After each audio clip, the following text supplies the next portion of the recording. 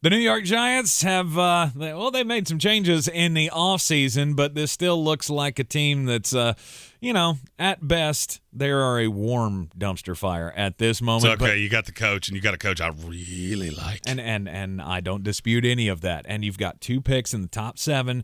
Don't fuck it up. This is one of the teams that's the most likely to trade down. I've heard they would be willing to take a deal that was not necessarily graded out on the trade value chart to get a pick next year. Mm-hmm. They want to be multiple with the ability to go up and get their quarterback if they want him. I'm not positive they make a pick at 7, which is why they pick at 5 who they pick.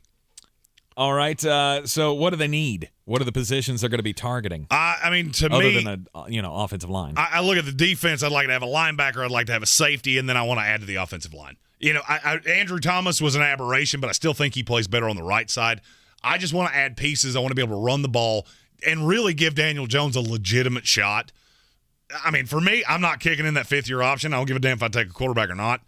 If it screws me out of some money and he looks like a real-life big-time NFL boy, then you know what?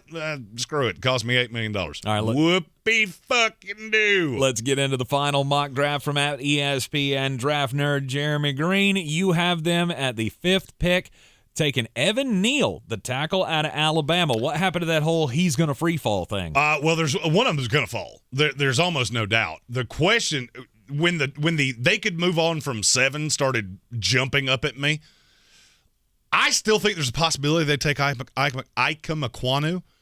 Evan Neal's the safer of the two to play tackle. If you're after a tackle, he's safer. And from what I've heard, they have him very high. They think very highly of him.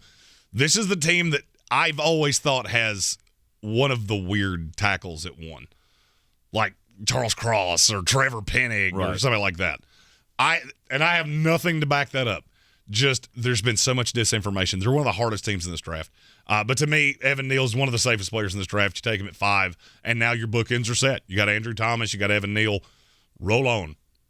Rolling on to the 7th overall pick, you got him getting Sauce Gardner. A bit of a fall for him. For me, there was no trade for them to facilitate at 7 because I didn't want to get too spicy hot take to get people to click on shit. I don't do that. Okay, maybe that will put a lid on my success in my life, but I just don't do that. Mm-hmm. To me, if they stay at 7, they're going to take the best player on the board. The question is, do you evaluate Sauce Gardner to be the best player on the board, or do you look at Kayvon Thibodeau?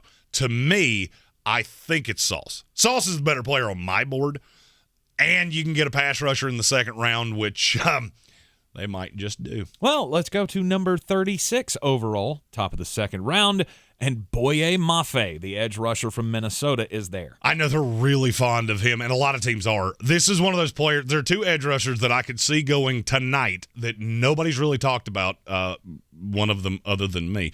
Boye Mafe's one, Drake Jackson's the other. And I just look at Boye Mafe and go, you know what? You and Azeez Ojulari with, I'm okay with that. I would rather do that, and that's how I got to this. I would rather go Evan Neal or Ekwonu or whichever tackle you want, whichever one's there, and then go Sauce at 7, get the edge rusher at 36, whether it's Boye Mafe, whether it's Nick Bonito, because the edge rusher I'm going to get at 36 is drastically better than the corner I'm going to get at 36. 2 picks in the 3rd round for the Giants at number 67 overall. I'm going to say this just ain't going to pisses you happen. off. It does just piss me off because 3 years ago I said this guy was going to be the number 1 overall pick in this draft to the Detroit Lions, and unfortunately it's not going to happen. And now you have him in the 3rd fucking round. Sam Howell, the quarterback out of North Carolina. This is the Mitch Trubisky. If Brian Daboll is serious and meant that Mitch Trubisky would be a great fit in my offense, cool, you can draft his doppelganger. Mm-hmm. And I think he's better than Trubisky. I've said multiple times I think he's the number 1 quarterback in this class. This mock is not what I would do. This mock is what I think will happen. One of the quarterbacks is going to free fall. I've heard copious amounts of shit about Ritter. I know there are 2 teams that are in love with Coral, and Malik Willis just ain't going to fall that far. Okay. Kenny Pickett, I could see it being Pickett. I think it's going to be Pickett. Well, and I could see it being Pickett. The problem is that you get into this who takes Sam Howell problem real fast. And for me, it was every time I got to it. Mm-hmm. The Colts almost took him at 42, but then I looked at it and went, well, Jahan Dotson's on the board. And that gives me a chance to win right now. Yep. And I think, if not more than one, at least one quarterback's going to fall. Here he falls into the lap of the New York Giants.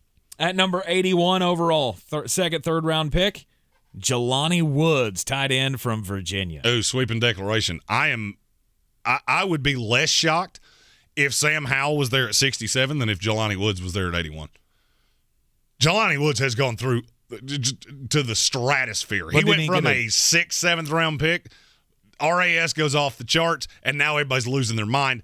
I really like Jelani Woods. He's a little bit more development than I think people seem to be understanding. But if you bring him along correctly, he could be the best tight end that the New York Giants have had since Jeremy Shockey. Didn't he get a perfect 10 on the RAS? He did. On the relative athletic score? Yeah, and I'll tell you, that's a guaranteed way to bump your draft stock up 3 full rounds. I always knew that, but this is a year that has been confirmed to the highest degree. All right, and day 3, there are 4 picks for the Giants, 2 in the 5th round. You can see those picks on your screen right now. One, I want to talk about Cam Jurgens. He's a player that's been talked about a lot. High-value pick that they get early in day 3 that I think can come in and play center. Where he played, I think, hurt his draft grade more than any player in this draft. I have him as a high third-round pick.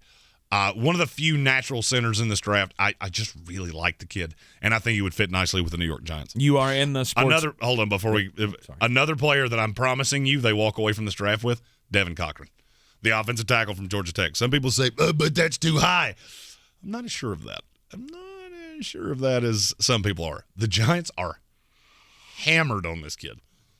You are in the Sportsocracy, and we will cover every pick of the draft. 262 of those picks coming up over the next 3 days. Be sure to hit that subscribe button so you can join us for all 3 days. 17 hours of commercial-free draft football. We'll do instant analysis, grades.